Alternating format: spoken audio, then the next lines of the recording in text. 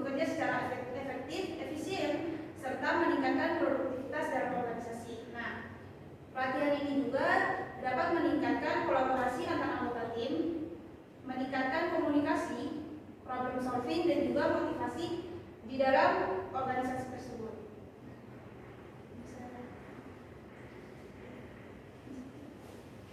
Nah, sebelum pelatihan ini dimulai, ada beberapa peraturan atau ketentuan yang harus ditaati. Nah, ketentuan ini tidak hanya ditujukan oleh untuk peserta, namun ketentuan atau peraturan ini ditujukan untuk peserta maupun trainer. Jadi, trainer maupun peserta harap mengikuti ketentuan yang sudah ditetapkan. Nah, yang pertama itu ada sikap dan perilaku. Nah, di sini trainer maupun peserta harus menunjukkan sikap sopan santun, rasa hormat kepada sesama peserta maupun trainer. Nah, yang kedua, berpartisipasi aktif dalam proses jalannya pelatihan pada siang hari ini. Nah, yang ketiga, ada menghindari penggunaan bahasa atau diskriminatif maupun melecehkan diri. Penggunaan bahasa itu yang mengandung sara, jadi yang kurang pantas. Yang ketentuan khususnya ini ada penggunaan perangkat elektronik.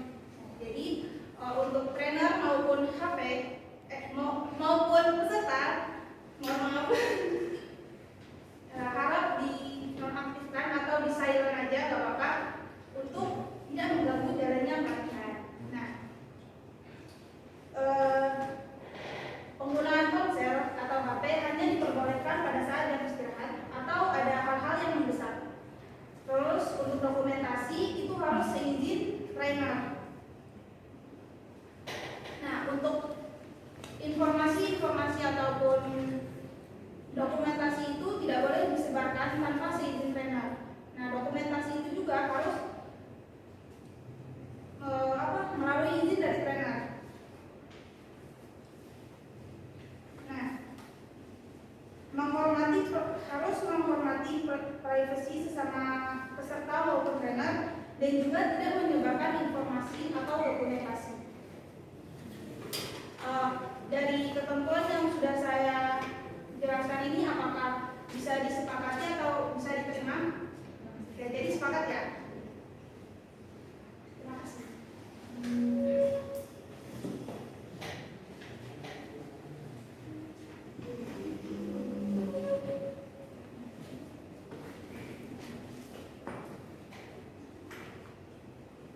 Baik, selanjutnya di sini sebelum teman-teman trainer lainnya menyampaikan materi, di sini saya akan memberikan pretest, yang mana pretest ini merupakan suatu tes yang bertujuan untuk mengukur kemampuan pemahaman teman-teman terkait materi yang akan disampaikan oleh pemateri kami hari ini.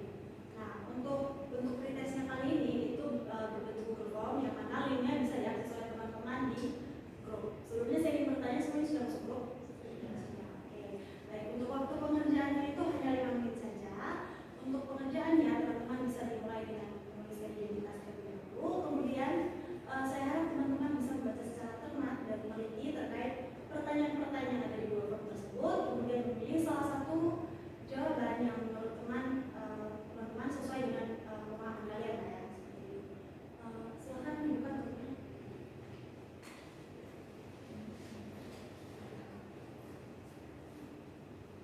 Waktu pengerjaannya dari mana ya?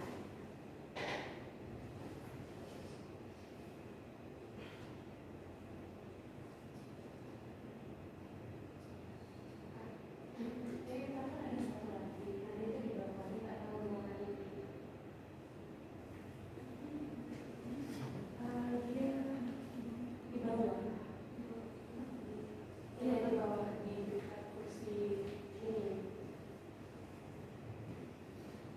Yang ini apa ya? Belum ya.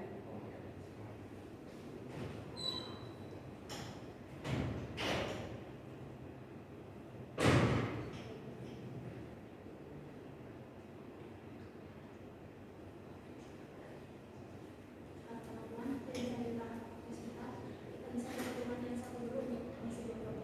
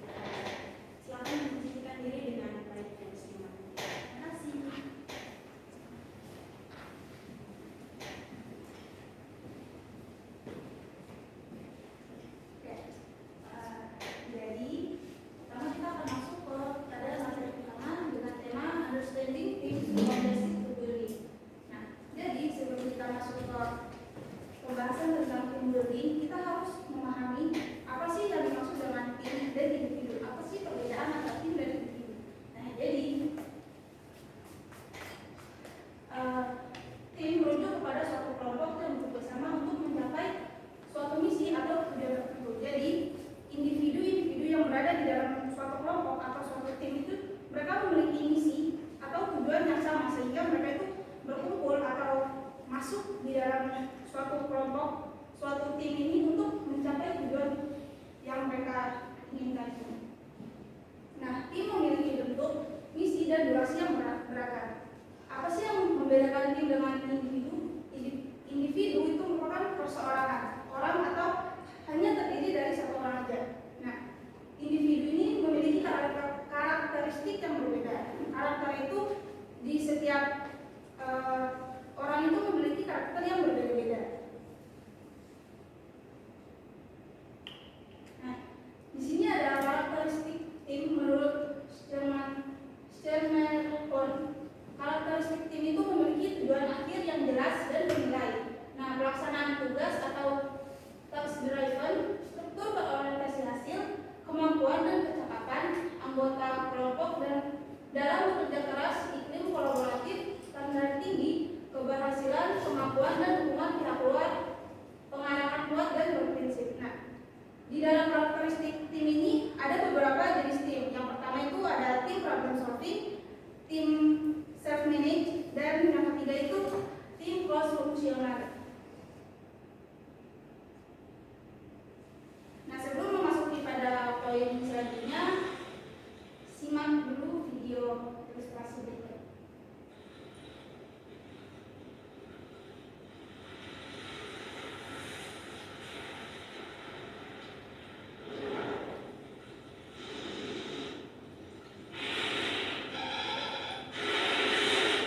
Nah, di sini ini kan tim ya. Tim itu dia bekerjasama. Dia menyeimbangkan antara yang kanan dan kiri ini biar tidak diserang oleh ikan tadi.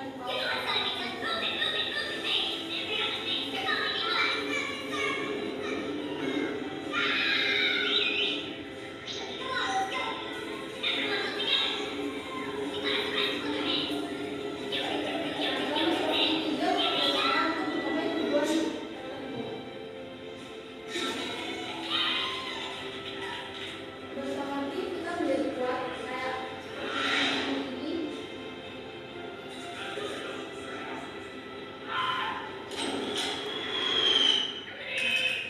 Ini dia bekerja sama.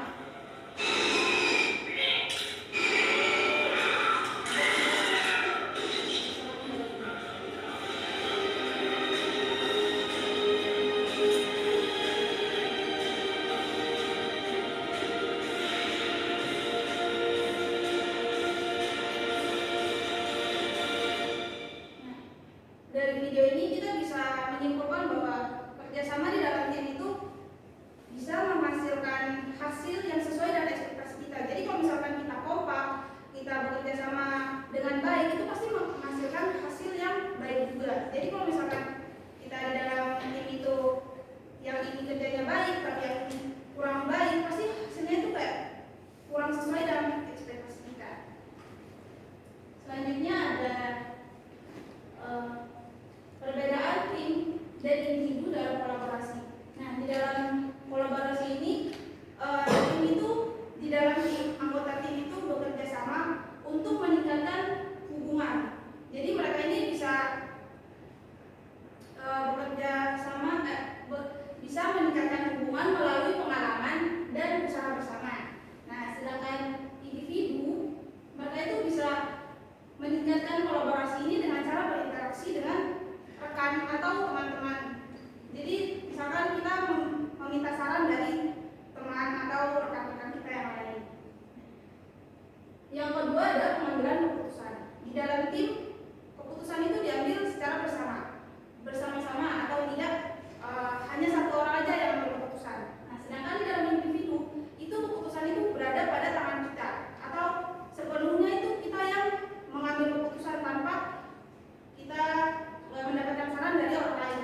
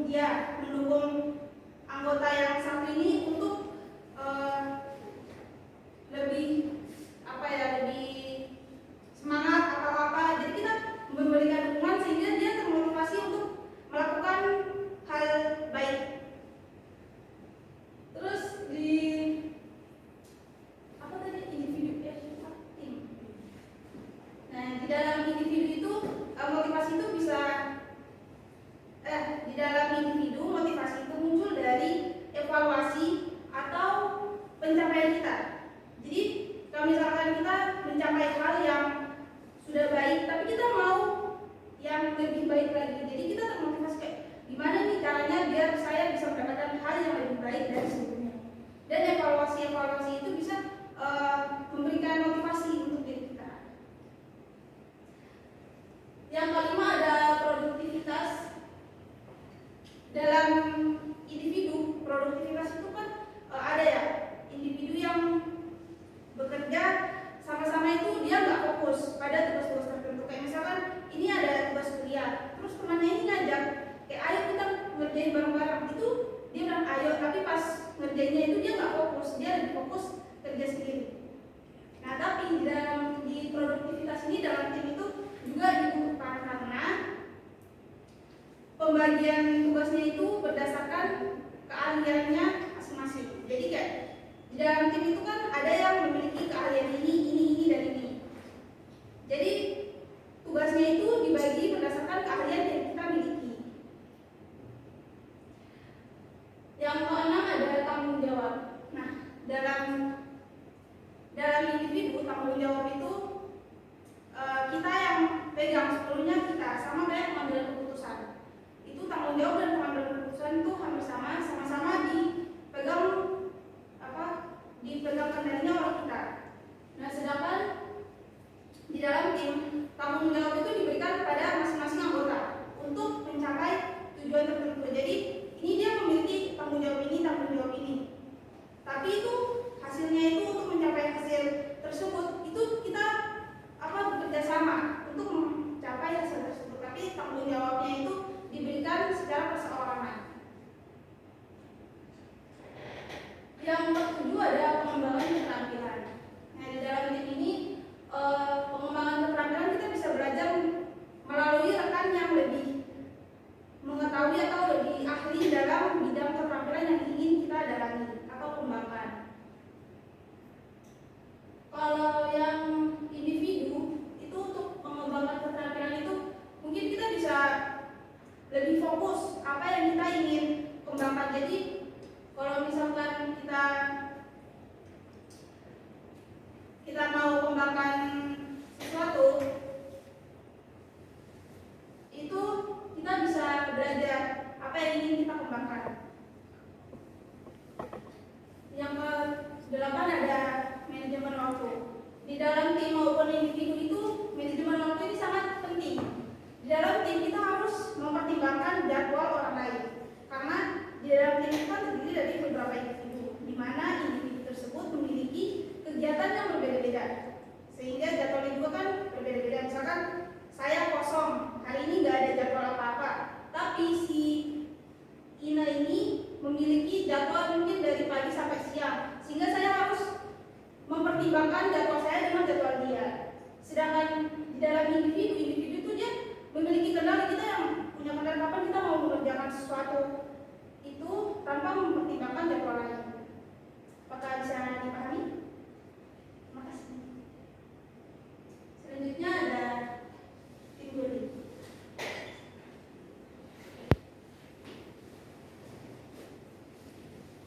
Baik, selanjutnya kita masuk ke dalam materi tim building. Nah, tim building sendiri itu biasanya didefinisikan sebuah intervensi pada tingkat kelompok informal ataupun formal yang berfokus pada suatu peningkatan hubungan sosial dan juga memperjelas peran untuk penyelesaian tugas dan masalah interpersonal yang mempengaruhi fungsi tim tersebut. Nah, selanjutnya yaitu kita masuk ke dalam tujuan tim building. Nah, yang pertama yaitu membangun tim yang solid, meningkatkan rasa memiliki serta kepercayaan pada nilai-nilai organisasi tempat para anggota bekerja. Nah, maksudnya di sini tujuan tim building ini yaitu pastinya memberikan suatu pengaruh kepada tim ini untuk mempererat suatu hubungan yang bisa menjadikan tim ini itu memiliki rasa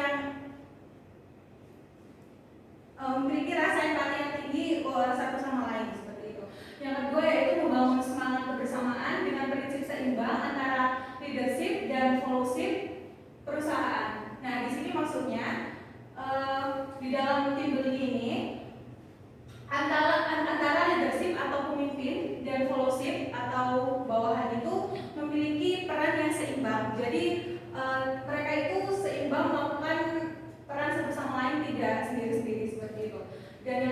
yang ketiga itu ada membangun komunikasi yang efektif serta kekompakan antar anggota tim. Nah, di sini maksudnya tim building ini memiliki tujuan agar tiap anggota tim itu bisa berkomunikasi secara efektif dan tidak kayak sendiri-sendiri. Jadi mereka tuh jadi satu. Nah, yang keempat, menciptakan pribadi yang proaktif, percaya diri, tangguh dan kreatif serta dapat meningkatkan kinerja dari setiap personil perusahaan. Yang kelima yaitu meningkatkan performa kerja dalam satu tim. Nah, maksudnya di sini tim building ini bertujuan untuk meningkatkan performa kerja yang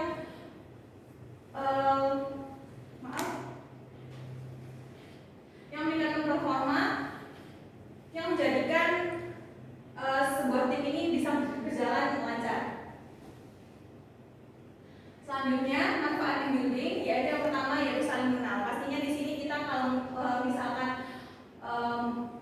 melaksanakan sebuah tim building itu pastinya kita satu sama lain antara anggota itu menjalin sosialisasi dan juga pastinya berkomunikasi antara salah satu anggota ataupun seluruh anggota. Jadi di situ kita bisa saling mengenal satu sama lain. Yang kedua yaitu meningkatkan kerjasama tim. Nah, di sini tim building sendiri itu memberikan manfaat yaitu dengan berkomunikasi itu tadi kita tuh bisa saling bekerja sama di dalam tim ataupun di luar tim.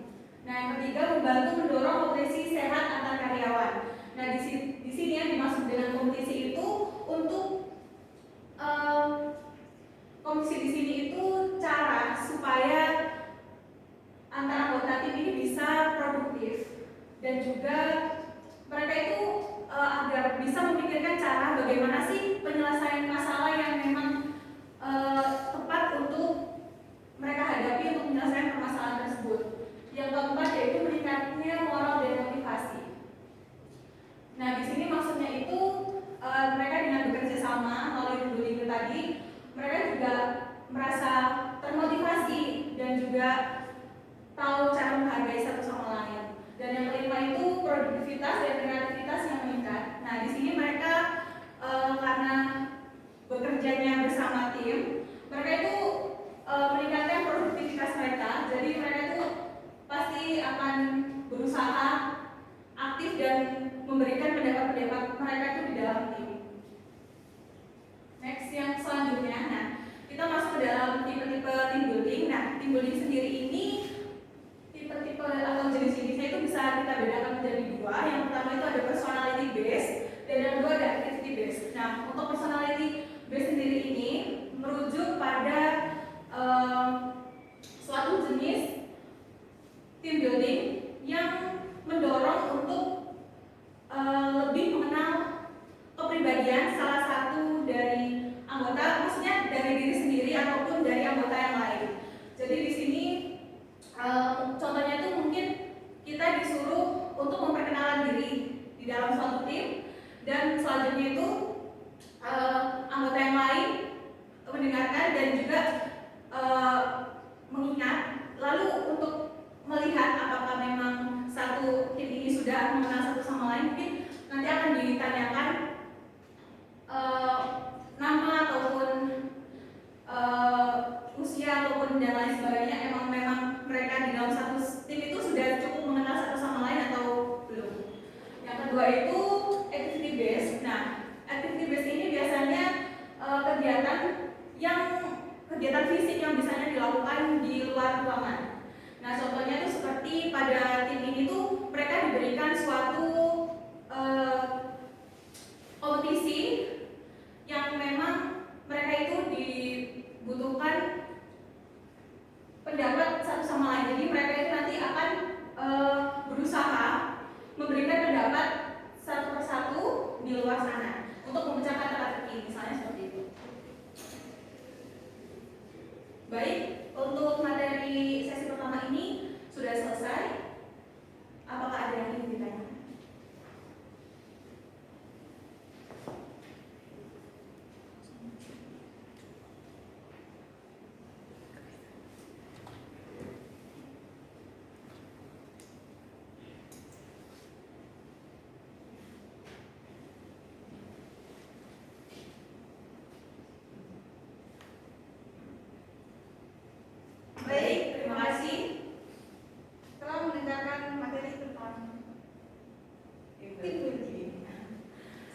kita akan masuk ke materi kedua, tapi sebelum masuk ke materi kedua ada icebreaking.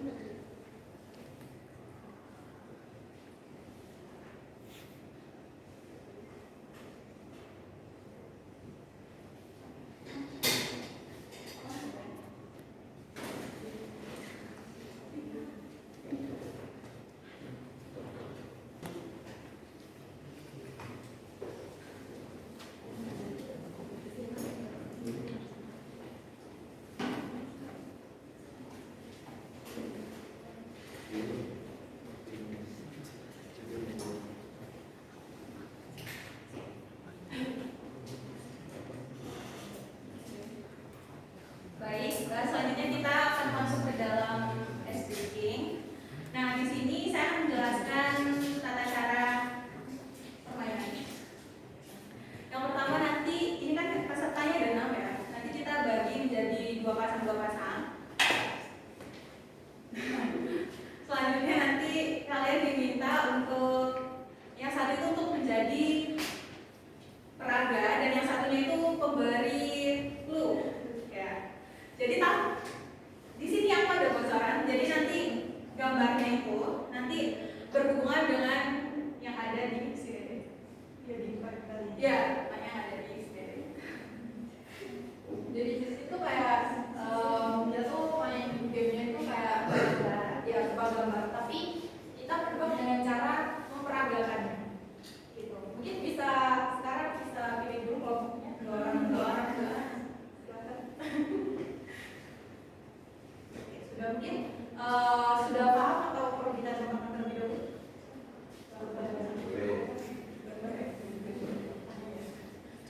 Contohnya gini ya, kayak saya ini yang nebak gitu, contohnya itu saya udah tahu ya.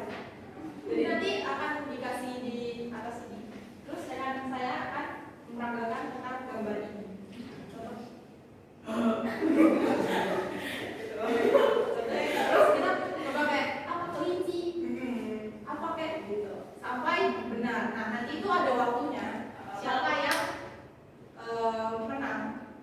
Nanti kita kasih sesuatu. Ya. Nanti kalau misalkan juga kalau misalnya emang lambat di penebaknya itu belum bisa nebak, nanti kalian bisa bilang skip ya. Kalau misalkan emang waktunya nanti masih ada, nanti bisa diulang lagi gambarnya. Sudah siap? Udah dapat kelompoknya masing-masing? Kelompok satu, kelompok dua, kelompok tiga. Ya. Oke. Untuk perwakilan kelompok silakan maju ke depan. Komitmen terus gitu.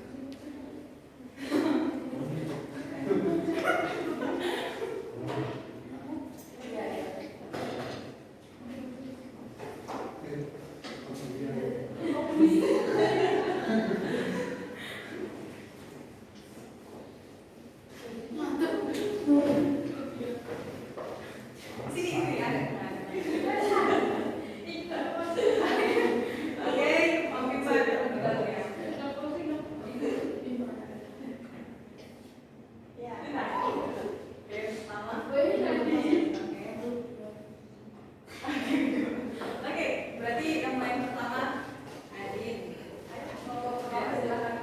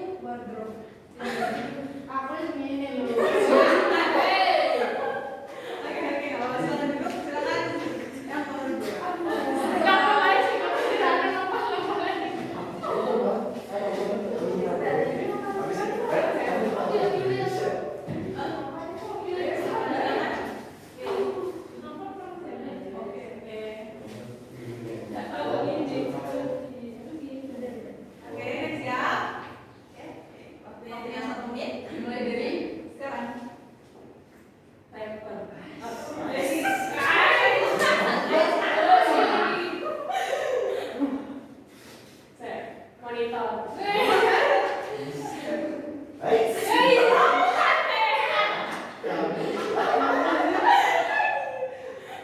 Itu apa? Skripton. Apa itu? Sutradara. Camp report. Sound report.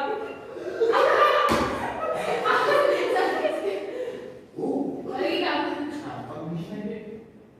Ya udah peragain gitu. Besar. Aku udah tahu namanya. Gen. Apa sih itu? Produser. Laptop. Apa sih? Apa sih itu? Ini kotak. Tulis. Tulis. Udah habis waktunya. Apa sih itu? Iya, ini. Apa kayak gini? Aku nggak tahu. Dia ngomong yang terakhir suara.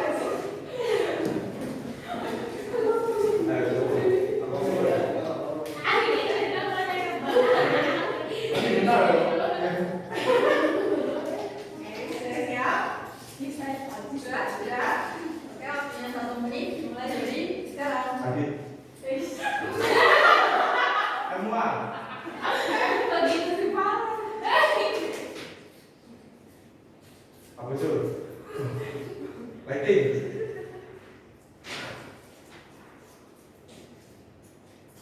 Boom. Bener, boom. Soundman. Kamera. Director of photography. Dibri, kameramen.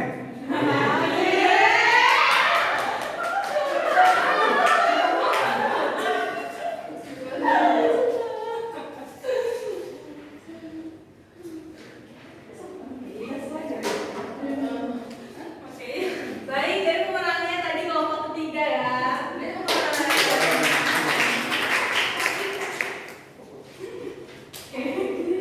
Oke, karena ice breaking ini udah selesai, nanti buat hadiahnya silakan dibagi di akhir acara. Oke. Akan dilanjutkan ke materi sesi dua.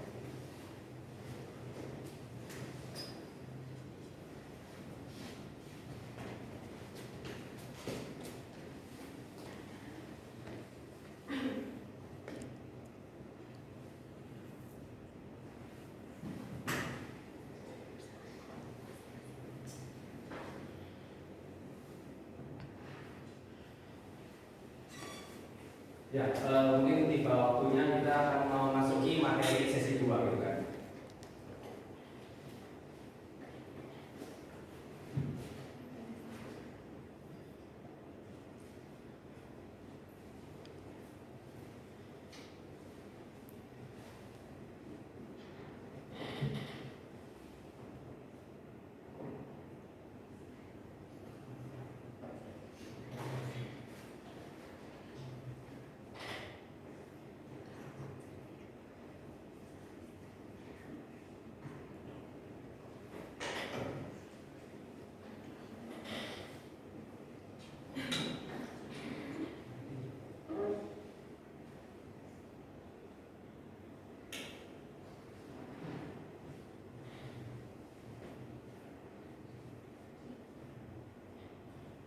Oke, kita akan ke materi sesi 2 itu adalah gimana sih tim itu bisa dikatakan efektif gitu kan. Next. Mungkin kalau kita berbicara efektif tim, mungkin itu kita akan berbicara mengenai apa sih mungkin konflik itu, kemudian gimana sih cara penanganannya, kemudian mungkin ada yang namanya masalah komunikasi atau mungkin lebih kayak gimana sih empati dan feedback beserta peran sosial itu gimana. Ya mungkin kalau kita berbicara mengenai manajemen konflik itu adalah kita itu berbicara bagaimana sih kita itu buat menangani sebuah konflik, gimana sih cara keluarnya atau bahkan solusinya itu seperti apa gitu kan. Next. Nah mungkin ini adalah pemicu-pemicu atau bahkan faktor-faktor yang bisa timbul itu gimana sih konflik itu terjadi. Mungkin kalau kita lihat dari materi yang pertama atau poin yang pertama itu adalah persaingan dalam menggunakan sumber daya. Maksudnya di sana ini adalah persaingan, kompetisi, ya kan? kompetisi itu apa sih gitu kan? Bersaing antar misalnya divisi A dengan divisi B. Tentunya mungkin ada cekcok atau ada konflik seperti apa. Yang kedua itu adalah perbedaan tujuan. Mungkin kalau di sebuah organisasi itu adalah utuh gitu kan. Ada yang namanya tujuannya, ada yang namanya visi-misinya seperti apa. Nah itu harus tidak boleh ada yang namanya perbedaan. Selanjutnya itu adalah independensi tugas. Itu adalah kita itu harus membagi tugas itu adalah sama rata. Kita tidak boleh yang namanya kayak yang A ini 50%, yang B ini 15%. Takutnya nanti konflik lagi. Selanjutnya itu adalah perbedaan nilai dan persepsi gitu kan. Mungkin nilai ini hampir sama dengan yang namanya tujuan. Ya kan, perbedaan nilai itu adalah value-nya ketika berbeda itu mungkin akan menunjukkan yang namanya reaksi marah atau mungkin konflik dengan pihak manapun. Kemudian yang selanjutnya itu adalah masa status. Mungkin ini ya yang namanya status. Mungkin kalau itu kok pihak A itu lebih tinggi ya statusnya daripada aku. Mungkin yang pihak A itu koordinator. Atau mungkin aku kok cuma bawa apa gitu kan. Nah itu tidak boleh yang namanya mengalami perbedaan. Kita walaupun satu tim atau satu organisasi itu kita itu lebih yang namanya kayak kita tidak boleh yang memiliki kepercayaan aku, oh dia. Kita itu harus organisasi adalah sama-sama. Kemudian selanjutnya itu adalah hambatan komunikasi. Mungkin sedikit mengulik sedikit ya kalau berbicara hambatan komunikasi mungkin akan dijelaskan rekan saya atau tren yang selanjutnya. Tapi kalau mungkin hambatan komunikasi itu lebih kayak kita itu gak enak kalau ngomong atau mungkin kalau ngomong itu gak bisa menyampaikan secara verbalnya gimana sih gitu kan. Selanjutnya itu adalah perbedaan pendirian dan perasaan. Mungkin kalau pendirian itu kayak konsep diriku, dirimu gitu kan. Nah mungkin gimana sih caranya kita itu bisa ada di tengahnya, bukan kayak dirimu, diriku itu tidak boleh. Selanjutnya itu adalah dari perbedaan latar belakang budaya. Mungkin kalau kita berbicara mengenai budaya, mungkin tentunya antara mungkin saya dengan kalian mungkin ya juga berbeda. Tapi kalau di organisasi mungkin itu kita tidak boleh membeda-bedakan latar belakang budaya. Mungkin kalau cara ngomongnya atau mungkin penyampaiannya gimana itu tidak boleh. Kemudian yang selanjutnya itu adalah perbedaan kepentingan antara individu dan kelompok. Ya kan mungkin kalau kepentingan ya yang namanya organisasi itu adalah kelompok, bukan kepentingan yang kayak individu atau pribadi dan sebagainya. Next. Ya mungkin kalau kita berbicara strategi untuk mengatasi masalah itu seperti apa gitu kan. Mungkin kalau strategi itu adalah caranya gimana sih untuk menangani konflik gitu kan. Itu yang pertama itu adalah identifikasi konflik dulu. Itu adalah kita mencari dulu apa sih permasalahan kita, ya kan? Kita harus tahu dulu gimana sih konflik itu gitu kan. Kemudian baru kita analisis. Analisis di sini itu adalah kita mencari faktor apa sih yang menyebabkan konflik ini, baru kita melakukan pendekatan. Pendekatan itu adalah solusi apa sih yang cocok buat masalah ini. Kemudian yang selanjutnya itu adalah dilaksanakan. Mungkin kalau kita berbicara planning terus menerus, ya kan mungkin rasanya tak lengkap kalau tidak dilaksanakan. Kemudian yang selanjutnya itu adalah evaluasi. Evaluasi tentunya ketika kita sudah mendapatkan solusi, sudah melaksanakan, yang namanya salah itu mungkin ya wajar gitu kan. Jadi kita harus evaluasi gimana sih cara apakah ada atau mungkin ada tidak lanjutnya dari permasalahan ini, atau jangan-jangan tidak ada tidak lanjutnya dari permasalahan ini. Selanjutnya, ya mungkin ini yang selanjutnya itu adalah strategi. Yang namanya pemecahan masalah itu seperti apa? Pemecahan masalah itu berarti adalah kita itu bisa menggunakan strategi ini. Mungkin kalau kita berbicara strategi itu mungkin ada yang positif, ada yang negatif. Mungkin yang pertama itu adalah strategi yang mungkin tengah-tengah gitu kan. Itu adalah strategi kompetisi. Kompetisi itu adalah bersaing. Mungkin kalau kita berbicara masalah divisi, mungkin kan banyak gitu kan. Kita juga akan bersaing gimana sih cara menyelesaikan masalah supaya mungkin dapat reward atau sebagainya. Ini yang selanjutnya itu adalah strategi menghindar yang acuh tak acuh gitu kan. Aku nggak mau tahu wis pokok konfliknya ini kamu harus tahu decision makingnya atau pengambilan keputusannya aku nggak mau tahu. Itu yang kedua. Yang ketiga itu adalah strategi mengakomodasi. Akomodasi itu adalah yang paling positif dari kelima strategi ini. Akomodasi itu tidak bisa yang namanya mementingkan diri sendiri, tapi kepentingan kelompok itu juga perlu gitu kan. Kemudian yang selanjutnya itu adalah strategi kompromi. Nah ini adalah satu strategi yang mungkin kayak kita itu harus tahu yang namanya gimana sih solusi yang ada di tengahnya bukan. Jadi kita itu lebih kayak melihat dua belah pihak agar kita dapat yang namanya memecahkan suatu permasalahan di tengah itu tadi. Selanjutnya dan yang terakhir itu adalah strategi kolaborasi. Itu adalah kerjasama antar yang namanya antar divisi atau mungkin dengan orang lain. Next.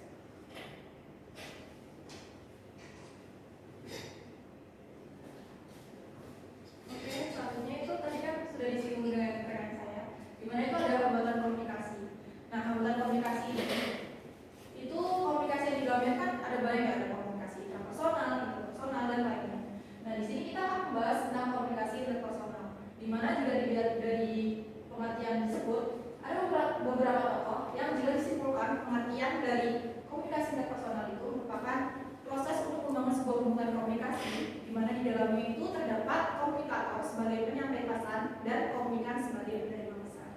Next. Nah, silakan menyimak ilustrasi berikut.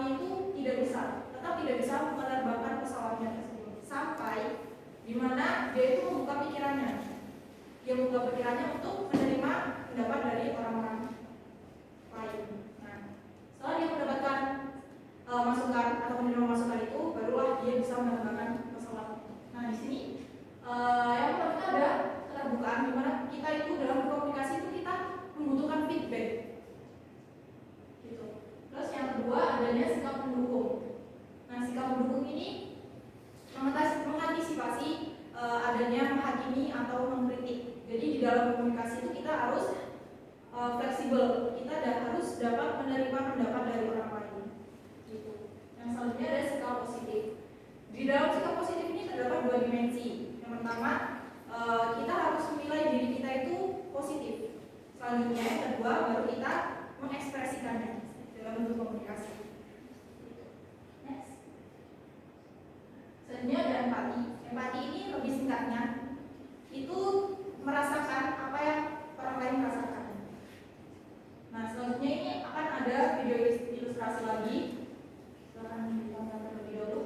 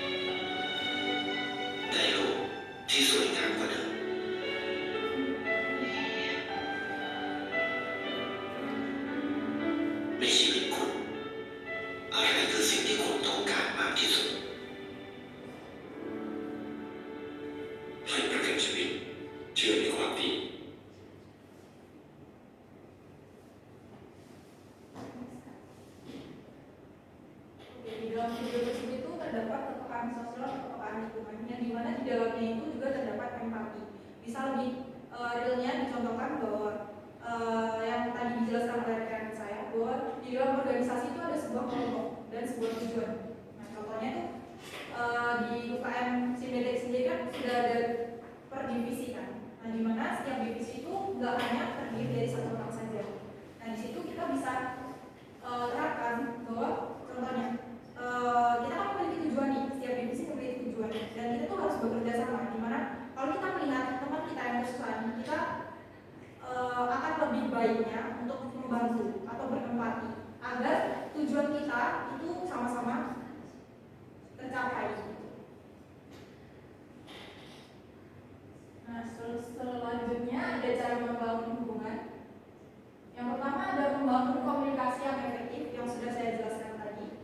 Yang kedua ada membangun komitmen. Nah, membangun komitmen ini contohnya itu kita menilai tugas yang kita dapatkan itu bukan sebuah beban, tapi itu adalah ajang untuk mengembangkan diri.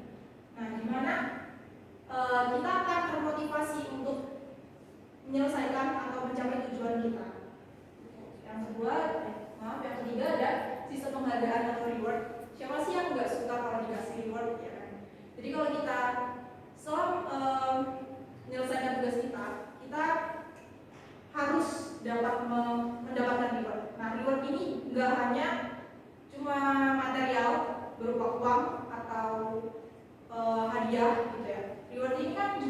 bisa secara non material, kayak contohnya kecilnya itu kayak terima kasih sudah mengerjakan tugas dengan tepat waktu gitu.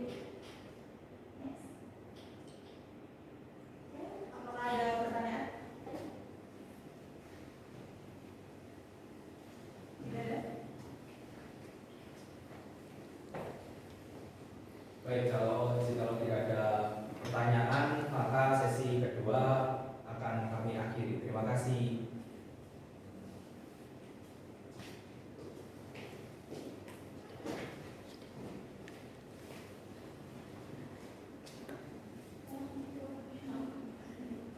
Oke, baik. Karena teman-teman sudah mendengarkan kedua materi kami tadi pada hari ini, di sini saya akan memberikan post-test lagi, yang mana post-test pada terakhir ini itu untuk melihat apakah pelatihan pada siang hari ini diberikan oleh kami itu berjalan dengan baik atau tidak. Kemudian juga untuk melihat apakah materi yang sudah disampaikan oleh teman-teman saya tadi bisa mendapatkan pengetahuan, pemahaman dari teman-teman saya. Oke, jadi post-testnya sama, tadi itu berbentuk Google Form, linknya bisa diakses dulu.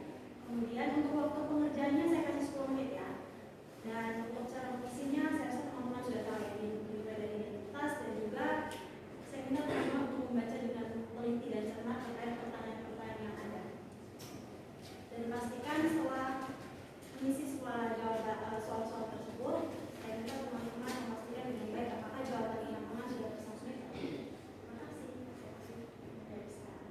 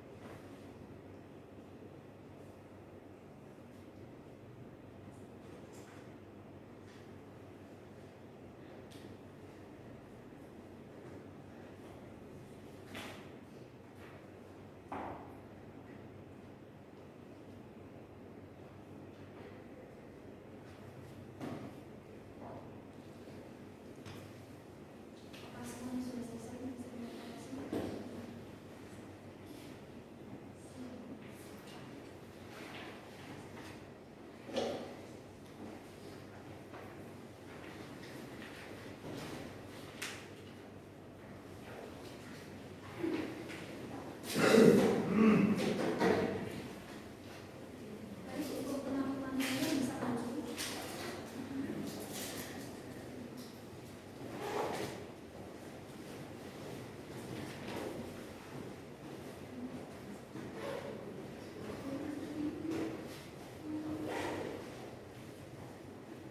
Baik, di sini saya mewakili teman-teman trainer. Saya mengucapkan terima kasih kepada teman-teman yang sudah bersedia meluangkan waktunya untuk menjadi peserta pelatihan pada siang hari ini. Nah, semoga apa yang kami berikan, materi dan juga makanan yang kami berikan, konsumsinya semoga bisa bermanfaat bagi teman-teman. Terima kasih. Terima kasih. Jadi kita mau minta tolong buat foto dulu ya.